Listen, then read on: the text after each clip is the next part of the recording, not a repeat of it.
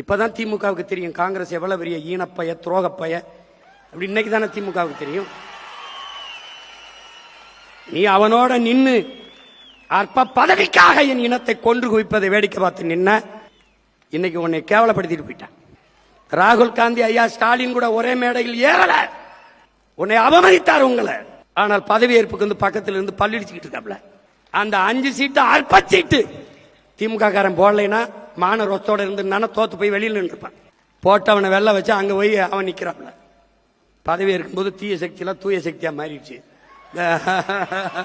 வந்துட்டாப்ல தீய சக்தியின் வாக்க வாங்கி எங்க ஊர்ல கீரை ஆகும் கீரை சாறு ஆகாதும்பாங்க. புரியுதா? கீரை சாப்பிடுவான், கீரை சாறு குடிக்க மாட்டேன். திமுக ஆகாது. திமுகவால ஓட்டு வாங்கி ஜெயிச்சு வந்த எம்எல்ஏலாம் ஆகும்.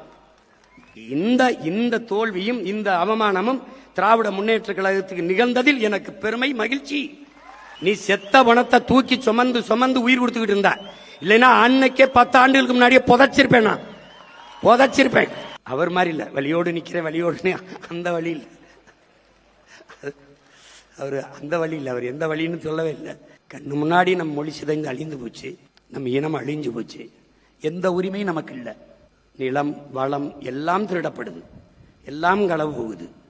அதே மீத்தேன் எடுப்பாக மறுபடியும் ஸ்டெர்லைட் திறக்கப்படுறதுக்கு வாய்ப்பு இருக்குது, மறுபடியும் வாய்ப்பு இருக்குது.